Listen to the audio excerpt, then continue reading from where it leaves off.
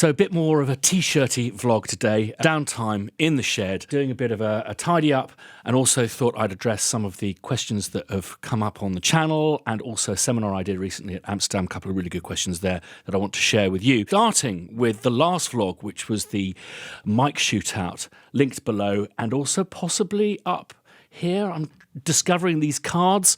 And talking of cards, one of them on this last vlog is this poll, which a lot of you have kindly taken part in. And the results, I think you'll find, are very interesting. We blind tested some mics, and they were totally dry.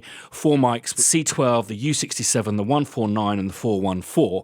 And I mixed them up and asked you 2 questions. First of which was, which mic is your favourite? 36% of you voted for B, and then in second place was A, 27%, third place 19% for C, and 16% for D. And which mic did you think was the U67? Well, again, an even larger contingent of you felt that it was B with 47%, then C with 22%, and A with 16%, and finally D with 13%. I think you're going to find the results very interesting, because A was the 414. So your second favourite mic is the 414. Fascinating. Your most favourite, B, is the Neumann 149.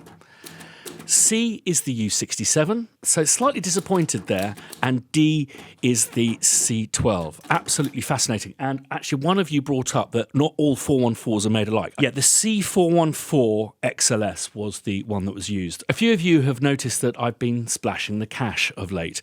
This actually, believe it or not, has very much been part of a business plan. The 2 exciting projects that are happening this year, one of which is, of course, my sample project, which I'm still researching, and another project that I'm not quite ready to talk about yet, but it's more of a musical one. But back to the Fuckbox. A lot of you have asked how I actually use the Fuckbox and then implement those sounds into samples. And it's funny you should ask that, because it kind of ties in with another question that has been raised, which is, what's this behind me? The newest member of the Fuckbox family.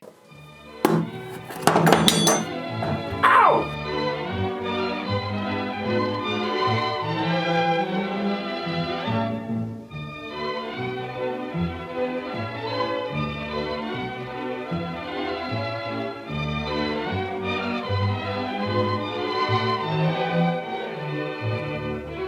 So I've got a basic setup here, powering everything off the Zuma Strymon. We start with the Heliotrope, extraordinary, this new industrial electric mental box is the only way I can describe it. The Strymon Timeline, which is a delay pedal, and the Big Sky, which is a reverb pedal. Now I've got everything coming in via these reamp boxes. So we've got basically a mono signal coming in from Logic, and I've set up our favourite string sound,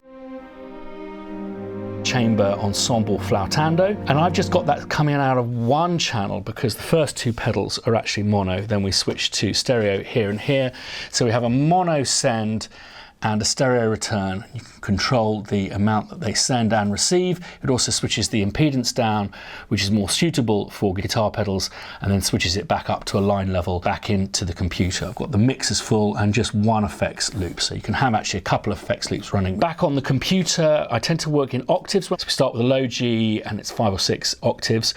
Just going to select the middle octave to check out the different sounds with. So let's put that on a loop. So that's what it sounds like, just coming in. It's got a kind of slightly mono-y sound, even though what happens when the delay and reverbs are bypassed, they will create a stereo signal from the mono input. So let's have a listen to the Heliotrope.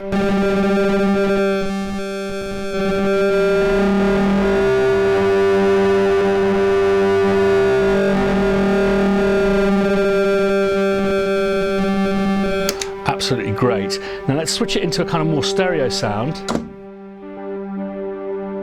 This is kind of pitchy delay, and then we've got this reverb.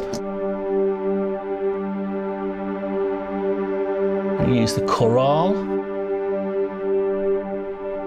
You can control the mix there, so more of the original, less.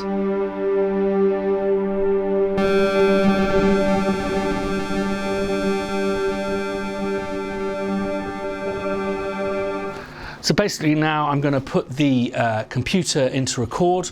We've got 2-bar gaps kind of programmed in, and I'm just going to run the pedals live and tweak them as we go. So starting with the low G.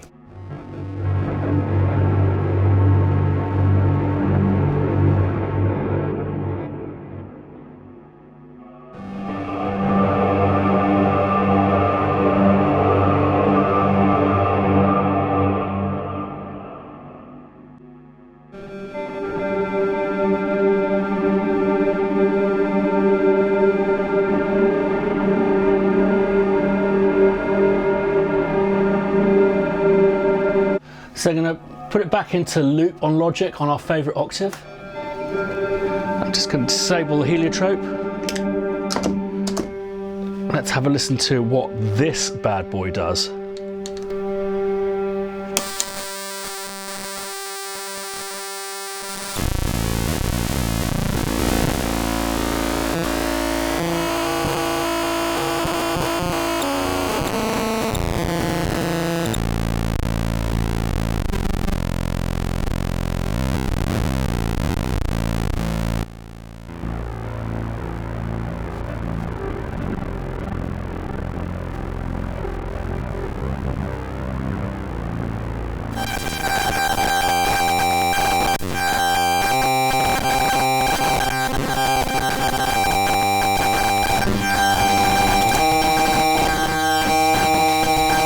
Let's just try also making a nice pretty pad, and I'm basically going to concentrate on these two pedals for that.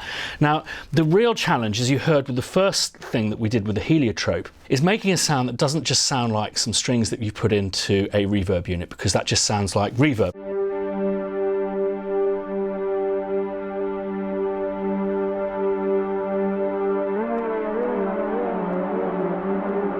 So that kind of sound I like. Maybe the repeats are just a little bit too much.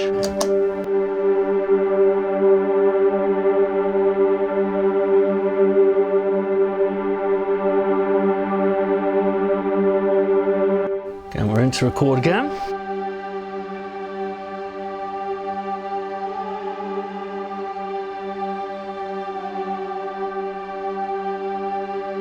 So, I see sampling of this kind of character, you know, when you're kind of going for some kind of random, kind of like trawling the North Sea for fish. You get this kind of huge net comes in and pours all of the samples into a big trough. And it's about sifting through what you have and dividing your trout and your cod. You kind of come across all of these like mad little critters and you go, well, what are we going to use these for? Because there's, you know, like maybe half a dozen shrimp and half a dozen of these flatfish, ugly fish, and you go, well, this can be like a fish pie mix. So I think the key is post-production. Always do a bit of post-production on your samples, go through what you've got. So when you're actually getting into the kind of sampling machine, which I find to be incredibly kind of non-creative interfaces, you've already got something that you're happy with, and it's just a simple matter of mapping stuff out, looping stuff, all of that kind of stuff. So first things first, in reverse order, we've got these. I'm not entirely sure we're there with that one yet. Those are very kind of just reverby sounding. We've got the Mad. It's going to be a really good fish pie. It's going to have mustard powder and everything in it. And then we've got these really lovely ambient, which I think are going to require the least amount of post-production. So the first things first, I'm going to normalize. Now, with stuff that is kind of virtual instrument stuff, like if you were sampling a piano or a guitar, normalization is really, really bad. But for stuff like this, which is kind of mental hyper, and I've allowed myself loads of headroom, so normalization, just bringing everything up to the loudest possible level. Right, next thing is strip silence. And I swear every time Logic does an update, they go, okay, where should we hide strip silence this time? Oh no, they've put it in here now, haven't they, I think? Yeah. And they've not called it strip silence anymore.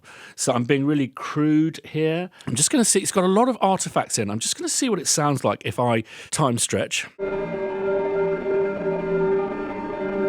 It makes it sound less reverby. It gives it a kind of upfront character to it.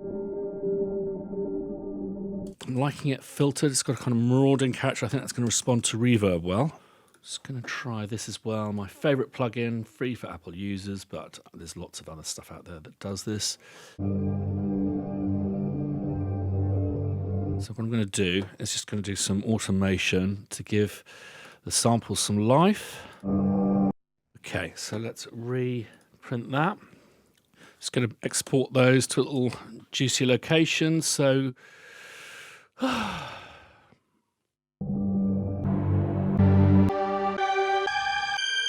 this is great. I'm just going to fever, copy that, G1.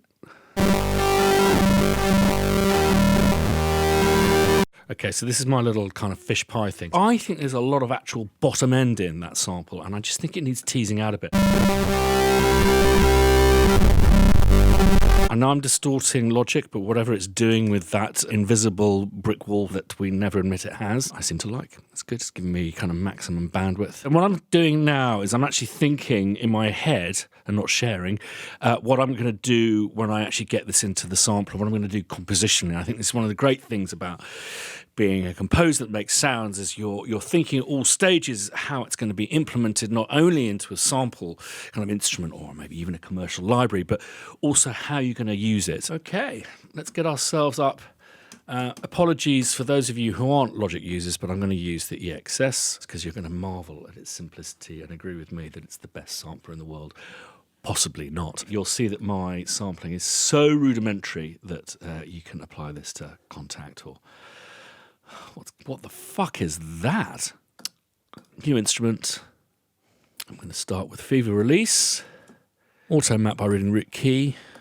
And would you believe it? There she is. This beginning sounds tasty. So let's do a loop. Loop all. And massive crossfade. Let's try 1000 at first. And equal power. Let's have a listen to that.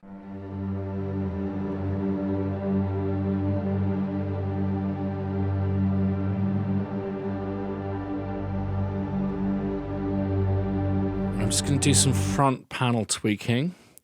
So let's make it a nice slow attack, and then it's great to have a nice end.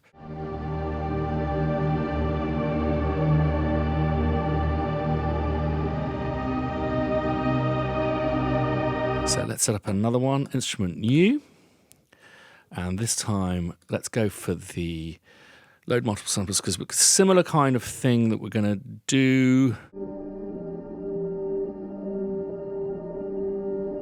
Okay, now, I do think these work very well, but I think actually the benefit of this kind of sound, a sound with a lot kind of going on, is to actually just really play with the magic of sampling, which is, as always, what you can do with the pitch.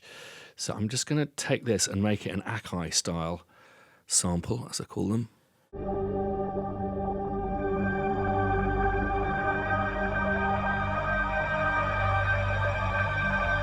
And then finally, the mad stuff. Just contiguous zones, which would be all the white notes.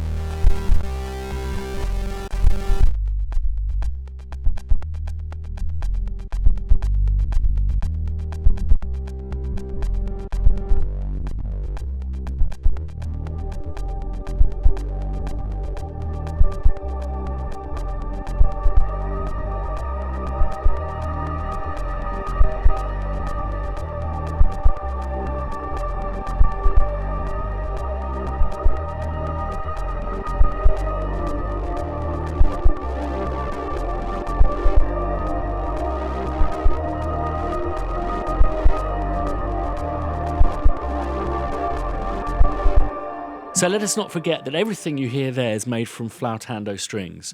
And I think as a consequence, again, going back to this idea of having an organic beginning, making something electronic out of something organic, but everything has a unified kind of seed core beginning, similar pedals, and you get your own kind of world out of it. Another one of the people at the Boomer event asked me, was it awkward going around the world with a suitcase with fuckbox written on the side? And I said, no, I just always forget that it's written on the side. But I did do something really embarrassing. It was my mum came up to here to Scotland for Christmas, and she came up with this massive suitcase. And my mum is like, she's in her 80s, and I didn't want her to go all the way back to London with a massive empty suitcase. So I said, listen, put your stuff into this small suitcase of mine, take that back down to London, and I'll bring you a big suitcase the next time I come down. So she took it down to London, and I saw her trundling off with my steel suitcase, and I was like, I've just sent my mum back to London with a suitcase with fuckbox on the side of it. But the worst thing was, I called her a couple of days later and she went, oh, Christian, I had an awful nightmare trying to get that thing open. I couldn't see it. My mother doesn't have the best eyesight. So she goes, but it was fine. I got a neighbour in to open it up. And I just had this vision of mum putting this case down and some posh neighbour going, why has she got a case with fuckbox written on it? Oh my God, her eyesight's not very good. She's picked the wrong case up off the carousel, and it's a case that's going to be full of sex toys. Note to us all, don't lend cases with swear words on the side of it to octogenarian relatives. I love you, Mum. Anyway, I think that's it. What? Yeah, a few of you have asked what this is, which also ties in with another question, which is, so what's going on with your modular adventure? So I think it's time to get the unboxing knife out.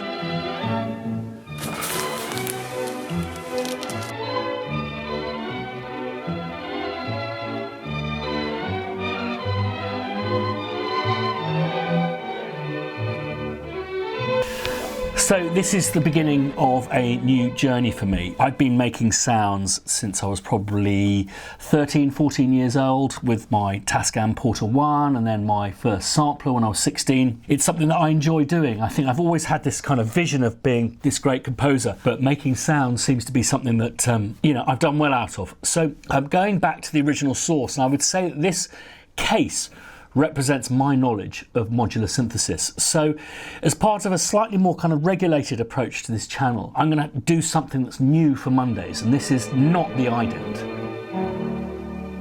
And the reason I'm doing this is I want to add some discipline into this process. I've got a whole bunch of modules that I'm going to unbox, and I feel if I don't study each one of them, I'm not going to get the best out of this. And the best way of doing that is kind of making a commitment to this channel to ask for your help, advice and opinion on these various different modules that I'll be adding, with view to getting to a stage later in the year when I'll start doing the thing that I'm going to announce soon. Thanks, as always, for your continued support. It is much appreciated, and for taking part in the microphone poll for the microphone shootout, which is linked below. If you haven't subscribed yet, I've already edited loads of exciting content, so do subscribe. If you like what I do, hit like, and if you want to be notified, hit that little bell.